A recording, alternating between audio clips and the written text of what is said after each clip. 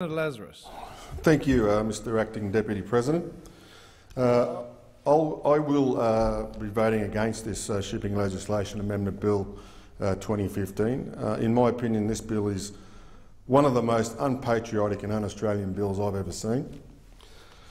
As a Senator for the great state of Queensland, I take great care to consult with the people of Queensland in relation to all government bills and policy to ensure the people of Queensland are consulted, their views are considered and their voices are heard. My approach with this bill has been no different. I've consulted widely with the maritime and shipping industry across Queensland to find out what people think about the bill and how it will impact on the maritime and shipping industry in Queensland. Every person I've spoken to is of the opinion that the bill will kill off Australia's maritime and shipping industry. The industry is strongly opposed to the bill and does not want it to pass under any circumstances. Unlike the government, I've listened to the people of Queensland and the rest of Australia, and I'm voicing my disapproval of this bill, and I am voting how the people of this country want me to vote. They want me to vote against the foul bill, and that it is exactly what I am doing. Perhaps if the government had consulted with the maritime and shipping industry before drafting this bill, we wouldn't be here today wasting taxpayers' time considering this load of rubbish bill. So, as you may now be aware, I have many concerns regarding this bill. My first concern with this bill is strategic. As an island nation surrounded by coastline, it is absolutely imperative that we have a strong, robust and effective shipping industry to transport goods around our coastline and overseas. We should not be placing our country in a position where we are dependent on the rest of the world for the transport of our own goods by water.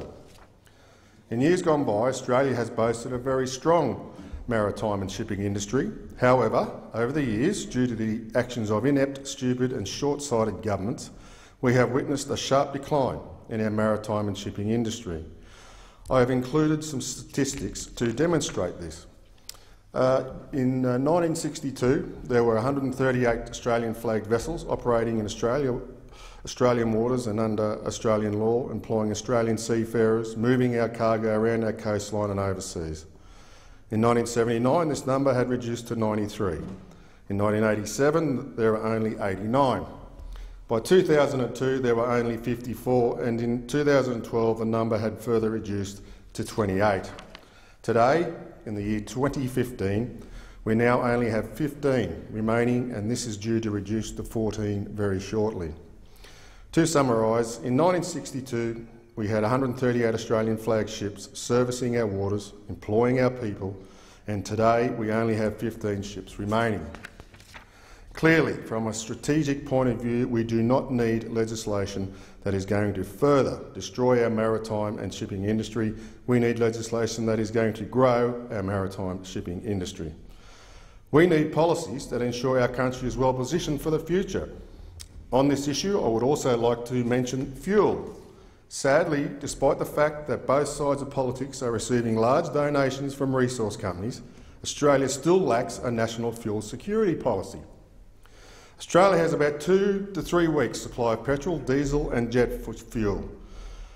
Since the year 2000, our dependence on imported fuel for our nation has grown from 60% to a whopping 91% today. Fuel is the lifeblood of our way of life. As an island nation surrounded by water, it is vital that we not only have a robust shipping industry, but we also have a fuel refinery industry to produce our own fuel. Without this, our country could be brought to a complete standstill at any time. My second concern with this bill is national security. By utilising Australian-flagged vessels in our waters, we have more control over the operation of these ships, what is being transported and who is being employed on these vessels. We also have greater control over who comes into our waters, with what and for what reason. If we kill off our own industry, we will have no option other than to rely on the use of foreign-owned vessels to operate in our waters, increasing the security risks associated. Many other countries have already figured this out. For example, in the United States of America, the US has what is called the Jones Act. The Jones Act requires all goods transported by water between US ports to be carried by US flagged ships built in the US, owned by the US citizens and crewed by US citizens and permanent residents. The Jones Act has assisted to protect the security of the US for many years, as well as protect their important shipping industry which employs many, many people. Why we can't move towards a similar system in Australia is beyond me. In the current environment of increased terrorism, our coastline is something which requires increased protection, not a reduction in protection. Currently, foreign ships are able to pull up to ports around our country and the foreign crews simply disembark and make their way into our cities on buses and modes of transport virtually unchecked. While government authorities maintain this doesn't happen, the reality is that it does. And it happens because there is too little compliance and not enough resources on the ground to manage these issues. When Australian ships pull into international ports overseas, Australian seafarers are required to undergo extensive checks before leaving the ship. Other countries seem to get this basic stuff right, but not us. It saddens me that our own government does not seem to understand the real implications of their own bills and the impact on our country and the real risks associated. My third concern for this bill is jobs. The bill will remove any residual right of a tax-paying Australian ship to have preference for an Australian domestic shipping business opportunities over foreign flag ships and will give equal rights to a tax-free foreign ship. The bill effectively sets aside the national transport system and replaces it with an international tax-free system in which Australian ship operators and Australian seafarers are not able to compete on the same tax-free terms.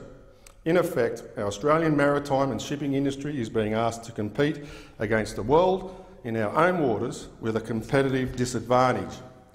The result is that foreign flag vessels with cheap foreign labour will take business, jobs and opportunities away from Australian flagged ships. This means asbestos-riddled ships, unacceptable under Australian legislation, will once again be permissible in Australia, making a mockery of Australian state and federal OH&S laws. Our maritime and shipping industry will simply collapse. Foreign-owned companies operating in Australia will utilise the cheap, nasty shipping options to move their goods by water instead of Australian ships. The maritime and shipping industry predicts that if this bill passes, up to 600 ship engineers will lose their jobs across the country, and many of these will be in my home state of Queensland. Thousands more jobs will be lost across other sectors of the Australian marine and shipping industry as a flow-on effect. I should note the bill includes a feeble and insulting attempt to pretend to support a decent framework of entitlements for seafarers on foreign vessels if a foreign vessel operates in our waters for more than 183 days per year. But we all know that this will be avoided, as most international shipping fleets can cycle their vessels into and out of Australia in such a way that no single ship ever trips that entitlement. My fourth issue with this bill is that it sells out Australia. My view is that the shipping bill is nothing more than a direct attack on the Australian maritime and shipping industry and an attempt to give mining companies more power to ship their coal and other resources around the country and overseas on foreign-owned ships using cheap foreign labour. This bill gives all the rights to international companies and foreign countries seeking to buy up our country and exploit our country at the expense of our people. Australia spends roughly $9.8 billion per year in freight costs to ship our export products overseas. This is money that is being spent on foreign flag ships to move our own products to other countries. This is money that is going out of our country and into the hands of other countries. In contrast, Australia only makes $240 million in revenue from freight charges for freight carried on Australian flagged ships. These figures should be the other way around. Australia should be making money from shipping freight charges to carry our products overseas, not the rest of the world making money out of shipping our products. In the context of what is happening across the world in the area of shipping, Australia is the fourth largest shipper of goods in the world. This is not surprising given we are an island nation. So, in view of this, why would we not be seeking to grow our shipping industry? I have no idea why the Turnbull government is hell-bent on destroying the shipping industry, although, as I have said, I have my suspicions and they all relate to donations. I strongly support Australia's maritime and shipping industry and I want to see it restored and strengthened in this country. I have actively supported the implementation of a Jones-style Act in Australia and additional tax incentives to help Australian shipping operators compete against foreign-owned vessels, including costs, labour, insurance, maintenance, etc. The establishment of a grants program to activate the large-scale ship building industry in Australia, additional tax incentives to assist with the management of depreciation in the Australian shipbuilding and maintenance industry, incentives to encourage Australian and international businesses in Australia to utilise the Australian shipping industry instead of foreign flag ships, and incentives to encourage international shipping companies to utilise Australian seafarers. I should also note that I want shipping engineers and masters excluded from the 457 migrant visa list as a matter of urgency. There are currently many Australian shipping engineers and masters out of work as a direct result of a diminishing Australian maritime and shipping industry, and we do not need to be bringing in any more foreign visa holders to this industry when our own people can't get jobs. I am determined to work with the maritime and shipping industry and other crossbenchers to pursue a better outcome for Australia's maritime and shipping industry and our country. To summarise, I'll be voting against this rotten bill, and I encourage the government to start listening to the people of Australia because they want their elected representatives to put Australia first.